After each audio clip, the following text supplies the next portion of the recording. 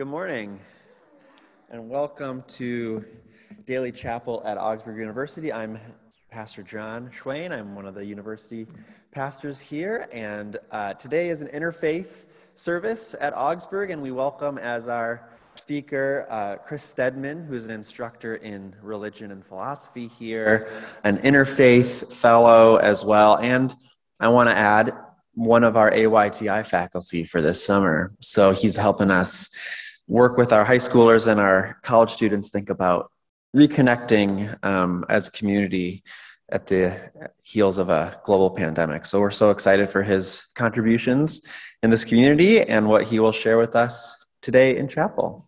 Welcome, Chris.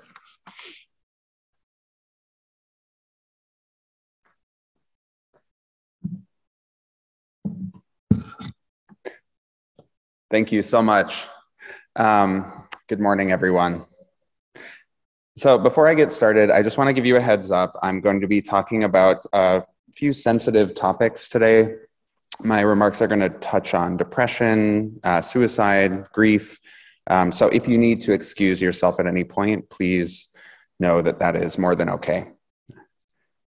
So when Fardosa invited me to speak in chapel last fall, which I ended up having to cancel last minute after a COVID exposure, these are the times, we had a quick conversation about what I might talk about. And she and I had recently been on a panel together, an interfaith panel, where I remarked on how much I love Christmas. The lights, the music, the warm gatherings during a cold, dark season, even though I am an atheist. About how, though I'm not religious, I appreciate various holidays that bring joy, wonder, and a spirit of love to the world. So she suggested maybe I could talk about that. And I immediately liked the idea because, like I said, I love Christmas, so I love talking about it. But then she mentioned that last fall the theme for chapel was curiosity and courage, and another idea popped into my head. And I found myself going back and forth between these two ideas before deciding I would go ahead and talk about why I love Christmas. But a few days later, I realized that my decision was partly based on the fact that the other idea I had scared me. And so in trying to embrace that invitation to courage, to curiosity, I'm going to tell that story instead. Also, it'd be a little late in the year to talk about Christmas. So ironically, the scary story is about one of the most courageous people I've ever known. But first, just a little about me by way of introduction. So I'm a writer, a community organizer. I graduated from Augsburg in 2008. And after spending the better part of a decade working as a humanist chaplain at a couple universities out east, today I'm back here at Augsburg, teaching in the Department of Religion and Philosophy. And this year I'm also working for Augsburg's Interfaith Institute, which means I get to collaborate closely with awesome people like Fardosa. A lot of my life's work at Augsburg and beyond has been driven by curiosity. Curiosity about what other people believe, about why the world is the way it is, about how we should respond to the injustices that we see all around us. My curiosity is also a big part of why I would describe myself as a deeply skeptical person. I'm skeptical in the religious sense. As I said, I'm an atheist, but I'm also just skeptical in general. This can take more serious forms, and it can also be more sort of lighthearted or trivial. For example, in my friend group, if we go to a haunted house, I'm always asked to walk at the front of the group because I'm not able to suspend my disbelief that these aren't just, teenagers in cheap masks jumping out from behind cheap props. And so I don't really get scared. So I have to walk at the front. But my skepticism in general is something that I like about myself. It can serve me well in my work and in general. I think it's made me more critical of my own beliefs, those of other people's. I think it's encouraged me to keep asking questions. And I think it makes me curious about what's going on in the imaginations and lives of the people that I love. But my skepticism isn't always a curious one. I think there are two kinds of skepticism. A skepticism rooted in curiosity, one that inquires about why the world is the way it is, and one that is rooted in fear. And sometimes my skepticism is the latter, is a self-protective thing, a way of not letting myself imagine, wonder, not get my hopes up too high about something. My general reaction to good news is, can we be sure it's good news? Whatever the opposite of a silver lining is, there must be one. But when I was 22, I met the most curious person I've probably ever known. Someone who, where I often had skepticism that things might not work out, seemed to always have radical faith that maybe the most amazing, wondrous things were possible instead. His name was Alex, and he changed my entire life. He showed me another way of being in the world, one that was unafraid to embrace possibility, curiosity, wonder, hope. When I would try to stay on the safe, careful paths in life, he was constantly going off trail. When I would be afraid to show people my full self, he was the most bravely genuine person I had ever known. He didn't care about life's rules. He wasn't afraid to be himself, to make a fool of himself, to embrace absurdity instead of trying to eliminate it by questioning it into oblivion. And our friendship changed my life. And for a decade, he was one of the people that I felt most connected to and most myself with as a result. He helped me see that I could be less afraid of my curiosity, less afraid to express myself fully, less afraid to break the rules. A couple of years ago, Alex died by suicide. I found out when I received an email that he scheduled to be sent to me shortly after he died. This email was a goodbye note, an expression of love. It also included a curious mystery. He attached a couple of audio files to it, the email, and these audio files were conversations he had had with someone he met online in a Britney Spears fan forum who happened to sound just like Britney herself. It's a very strange thing to include in this note. Now, normally, I would have dismissed the idea that maybe my friend met Britney Spears online in a Britney Spears fan forum, but in his honor, I tried to embrace his curiosity. And so I followed him down a rabbit hole and investigated those files with the help of his family and friends, and ended up releasing a podcast about that last year called Unread. I tell the story about those files and about my search in that podcast, so I'm not going to get into that today. Instead, I want to share a story about Alex, or rather about something that happened after he died. So a month or two after Alex's death, I was doing a campus visit at a university out east, and a student asked me in a class visit I was doing what I, as an atheist, think happens after we die. This wasn't an unusual question. I've spoken at hundreds of colleges and universities over the years, and because most of the speeches I've done have been about atheism and interfaith work, I've gotten this question, many, many, many times. But this time the question hit me in a way that it didn't usually. In the past, I gave some version of this answer. I don't know for sure. There's so much that we don't know and understand.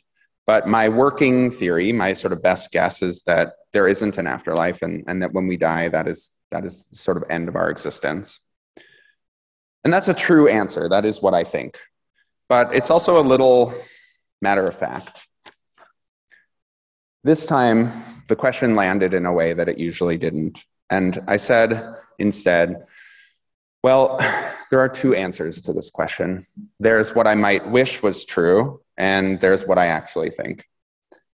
And I explained, I recently lost one of my closest friends, and I said I'd be lying if I said I didn't have moments of wishing I could say that I thought that we lived on.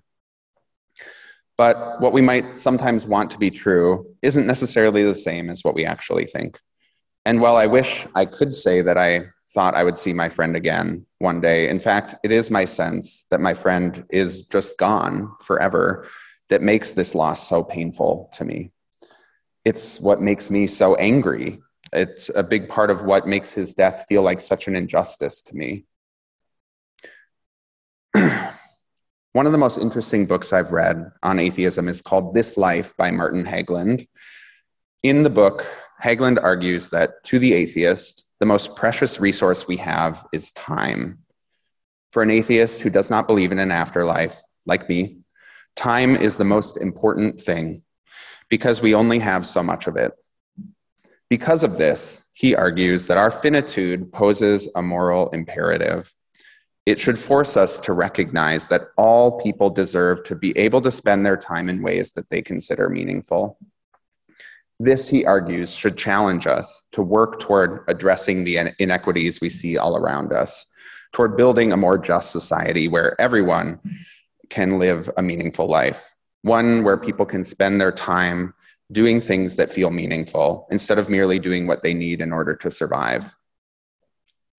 I thought about this idea a lot after Alex died. The world didn't see the things that Alex spent his time doing, the things that fed him, which were mostly about feeding his curiosity and feeding everyone around him. The world didn't see these things as valuable. This made his life more difficult. It made surviving in this world more challenging for him than it is for many of us.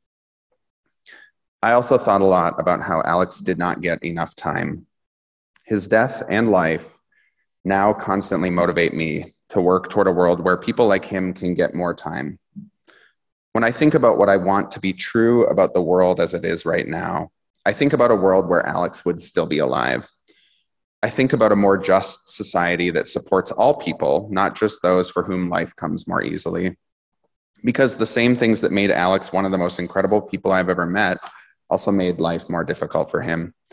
He wondered and wandered. He was a restless spirit. He moved around a lot. He had a difficult time holding a job, all because of his curiosity and I think his courage, his willingness to not just follow the rules in life. My self-protective desire to stay on a path kept me safer than it did him. His free-spiritedness in a world that punishes people who deviate from the norm made his life more difficult. It made it hard for him to access the care he needed, to find the support that would have helped him stay alive. So when I feel angry about Alex's death, this is why. That the things that made him so wonderful, that were such gifts to me and everyone around him, are also the things that made his life harder to survive. I may not believe in an afterlife, but I do believe in the ways that we live on in other people. Alex's curiosity and enthusiasm for life, his willingness to follow his own compass, were very courageous. He had the courage to hope and wonder that I so often lack, where my skepticism feels safer. So I will carry his courage and his curiosity with me forever, and I am committed to sharing them with others in the hope that doing so might help transform the world in the same ways that his courage and curiosity transformed me. Skepticism is a good thing when it is rooted in curiosity or courage.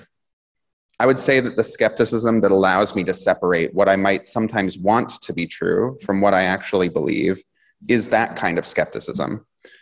But just as often, my skepticism can be one of fear, one that is actually cynicism, a refusal to get my hopes up and wonder or imagine, one that makes me play it safe rather than challenge the norms of a restrictive world that hurts far too many people with its narrow understanding of what a meaningful life is.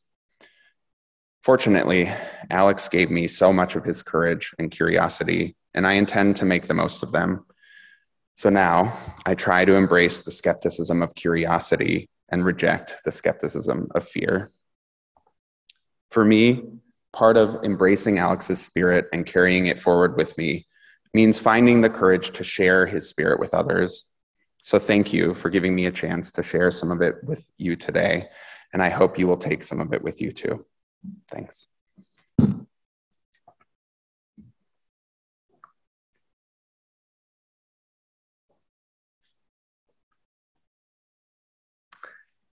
Well, thank you so much, Chris. We've been thinking about storytelling as well this spring in chapel, and I'm really grateful for having heard Alex's story. And I pray that his skepticism and curiosity will live on in me as well and in all that we do.